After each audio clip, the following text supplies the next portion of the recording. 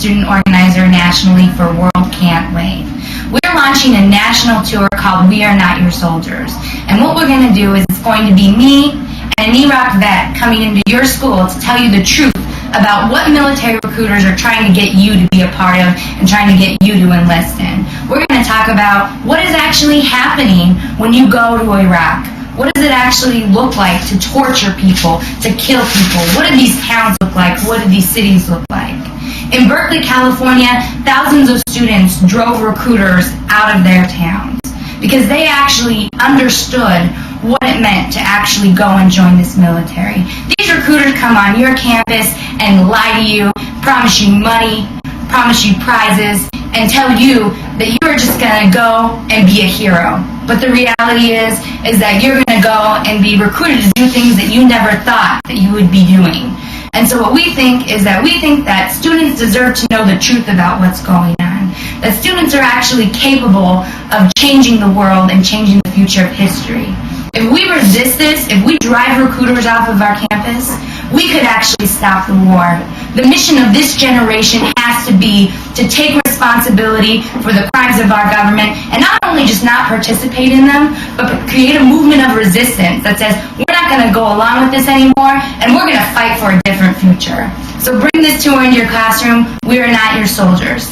I know that I have a lot of students that have friends and relatives who are currently serving, and I know some are considering serving themselves, so I think today was a good opportunity to show some video footage and to have some discussion and think about kind of the other side of the story.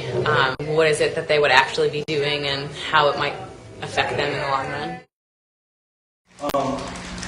So I was 18 years old when I joined the Army, and it was within the same month that I graduated high school.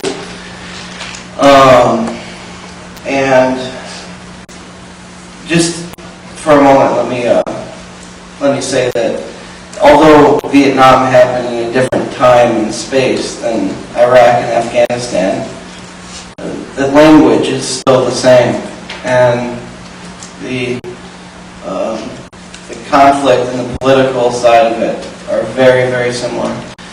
But I digress. So I was 18 when I joined the military. I had no future going for me. I was in a lot of trouble in high school, and there wasn't a whole lot of opportunities out there. And I just really wanted to escape where I was. I had some people that were on my side and that thought that was a great idea for me. Recruiters had been brought into our school, into our classrooms, and I just joined the Army, why not? I needed something to do. And all my life I've been hearing about freedom and democracy, and I see those commercials on TV with like the starving children, and you see these films of these American soldiers, and I thought, wow, we really are good guys. That we go and stop things like that. That's what America does. And we have it so great here with our democracy and our freedom and all those other catchphrases.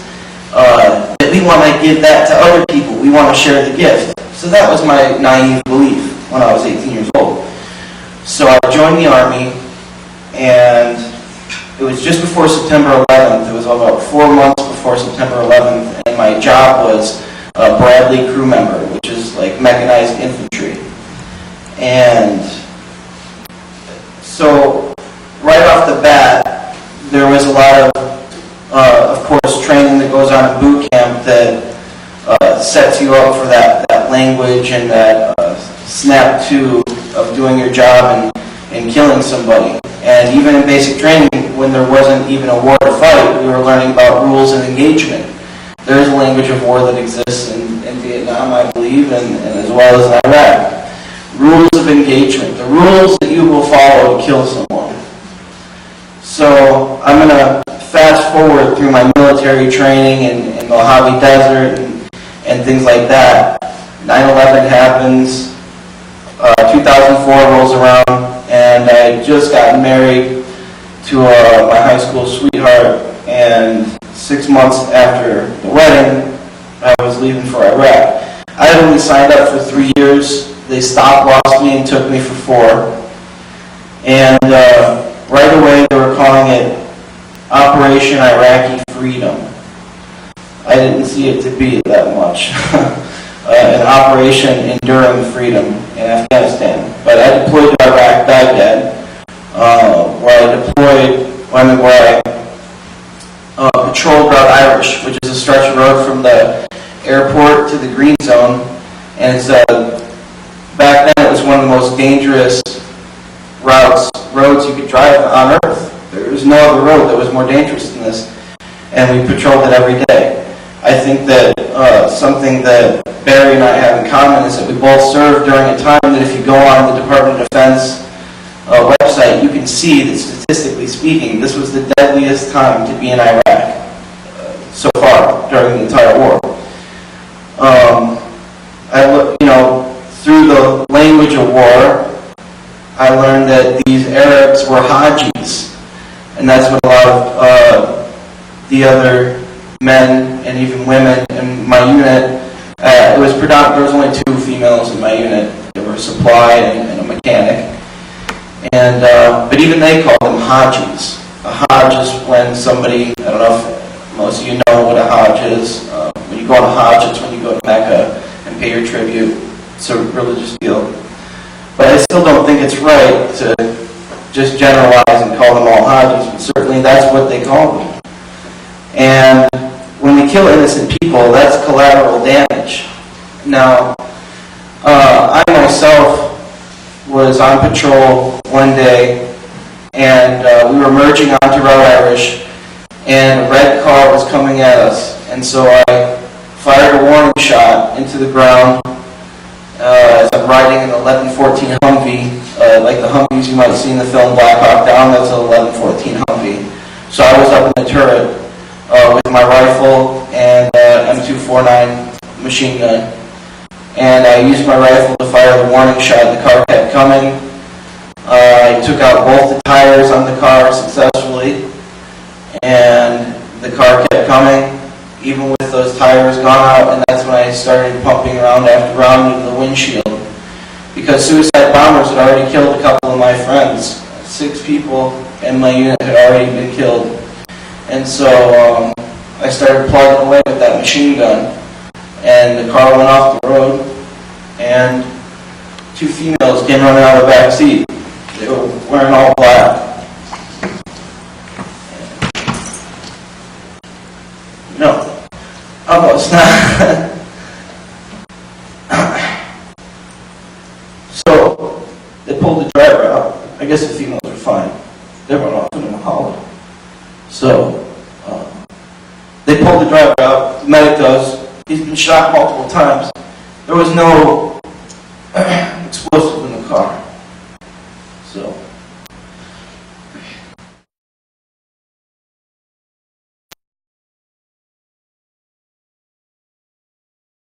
He lost many good friends.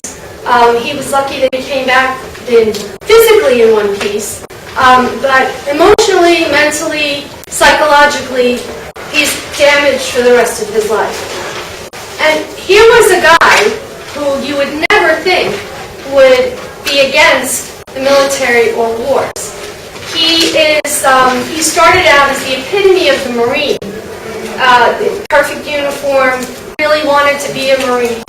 It didn't take long before he realized that what he thought the Marines were about wasn't really what they were about.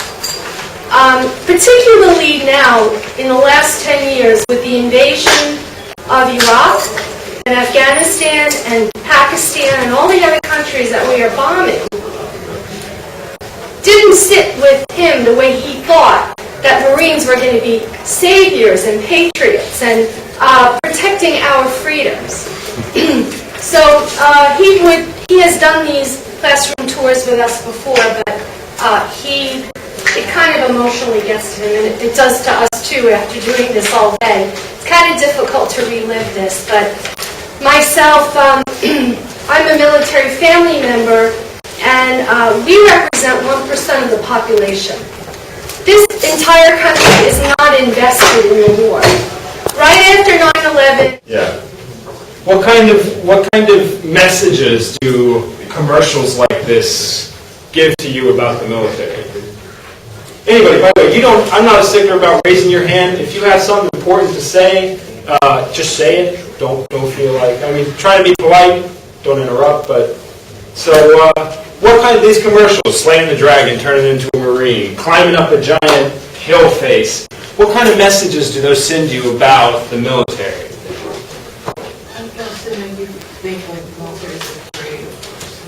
Brave. I think that they definitely try and do that. Usually they also tend to revolve around like masculinity, right? Yes. In many cases, especially these Marine Corps commercials. There's men and women in the military, but very oftentimes they present a very masculine image of the military. They like to present soldiers and Marines as powerful people, brave people, good people, people who fight for freedom and justice. When I was getting out of the Army, the slogan went to being Army Strong. Has anybody seen these commercials? The Army Strong commercials? There's strong, and then there's Army Strong.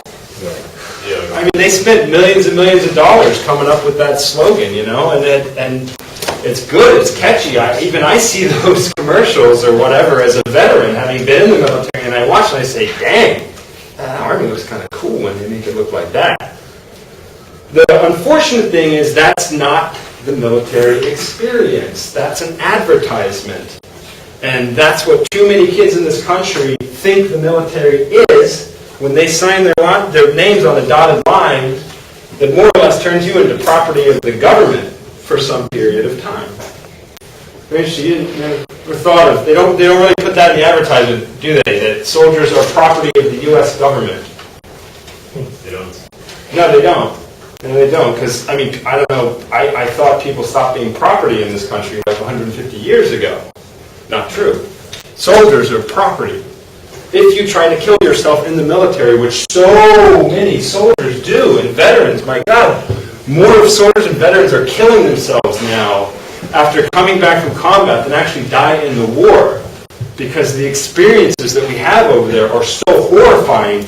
They leave people completely shattered. They leave them with things like post-traumatic stress disorder, which is a life-changing condition. Does anybody know what it is?